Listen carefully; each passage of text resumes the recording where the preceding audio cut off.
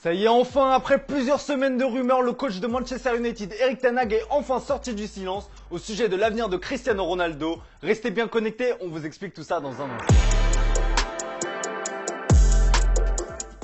Bonjour à toutes et à tous et bienvenue dans ce nouveau JT Foot Mercato. Malgré les nombreuses rumeurs sorties dans la presse, Manchester United n'avait encore jamais officiellement pris la parole au sujet de CR7. Et bien c'est désormais chose faite avec le coach qui a tenu à mettre les choses au clair. C'est le feu à Manchester United en ce moment, pas un jour ne passe sans que l'avenir de Cristiano Ronaldo ne soit évoqué. Comme vous l'expliquez dans la revue de presse de ce matin, les Red Devils ont imposé une deadline aux Portugais et attendent désormais sa version officielle. Actuellement, les Mancuniens sont en tournée à Bangkok sans la star portugaise et à l'occasion d'une conférence de presse organisée avant une rencontre amicale contre Liverpool, le coach Erik ten Hag n'a pas pu éviter les questions au sujet de son joueur. Et comme le dit l'expression, il a mis les points sur les i et les barres sur les t. Non, nous planifions la saison à venir avec Cristiano Ronaldo et c'est comme ça. J'ai hâte de travailler avec lui. Il voudrait partir, il ne me l'a pas dit. Je l'ai lu mais comme je vous le dis, Ronaldo n'est pas à vendre, il fait partie de nos plans et nous voulons gagner ensemble. J'ai parlé avec lui avant que ce problème ne survienne. J'ai eu une conversation avec lui et elle était bonne. C'est entre Cristiano et moi mais je peux vous assurer qu'on a eu une très bonne discussion ensemble. Bon, vous me voyez venir, la question du jour est bien évidemment sur CR7. Est-ce que vous comprenez les envies de départ du Portugais? Comme d'habitude, on attend vos avis dans les commentaires. Hier, je vous demandais quel serait l'attaquant idéal pour suppléer Mbappé au PSG. Alors, vous en avez cité plusieurs, mais le nom d'Hugo Ekitike est revenu souvent. Il est français et semble correspondre au projet du club parisien.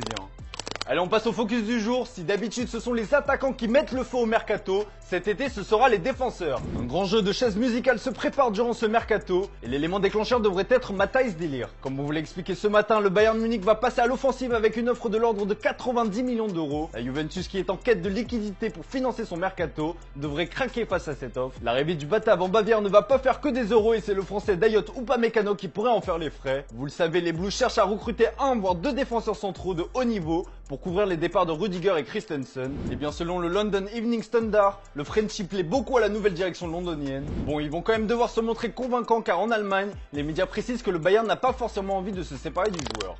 En cas de départ de De Ligt, la Juventus va devoir lui trouver un remplaçant. Et bien deux noms se dégagent pour succéder au néerlandais.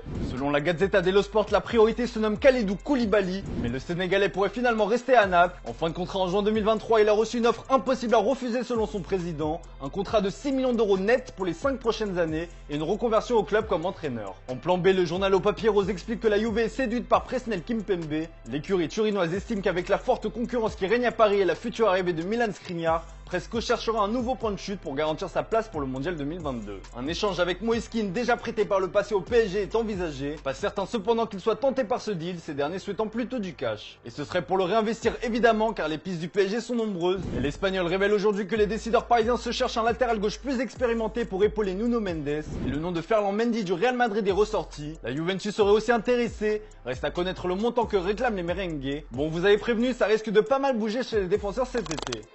Bon, si vous nous suivez régulièrement, vous savez que l'OM a de folles ambitions sur ce mercato. Et bien ces derniers touchent au but pour l'arrivée d'un attaquant. Et il s'agit de Justin Kluivert, de retour à l'AS Roma cet été après un prêt à l'OGC Nice. Le joueur de 23 ans ne fait pas partie des plans de José Mourinho. Il ne sera pas retenu en cas d'offre intéressante. Et bien ça tombe bien, d'après la presse italienne, l'OM a fait une offre qui se rapproche des exigences du club de la Louve. Le club italien réclame 12 millions d'euros. Et selon le Corriere dello Sport, l'OM a fait une proposition de 10 millions d'euros. Un dernier petit effort et l'affaire pourrait donc être bouclée. Attention à ne pas trop tarder cependant car l'AS Monaco et l'OGC Nice sont sur le coup.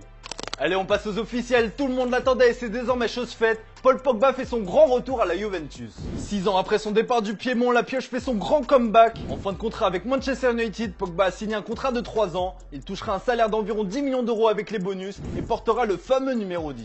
Revenu à Montpellier en fin de saison dernière, Rémi Cabella ne restera pas dans l'Hérault. L'attaquant a signé au LOSC pour une année plus une autre en option. Nottingham Forest poursuit ses emplettes. Après Omar Richards hier, le club promu en première ligue annonce le recrutement de Neco Williams. Liverpool récupère environ 20 millions d'euros dans l'opération. Toby Alderweireld rentre en Belgique. Le défenseur central qui évolue au Qatar depuis son départ de Tottenham s'est engagé avec Antwerp. Allez les amis, comme d'habitude on se quitte avec l'image du jour. Le PSG a repris le chemin de l'entraînement la semaine dernière, mais vous aurez noté qu'il y avait un absent, c'est bien évidemment Kylian Mbappé, qui a eu droit à quelques jours de vacances supplémentaires. Mais rassurez-vous, le français est bien là et il est arrivé tout en détente. Voilà, c'est tout pour aujourd'hui, bonne soirée à vous. On se retrouve dès demain pour un nouveau JT Foot Mercato. Tranquille. Ça va?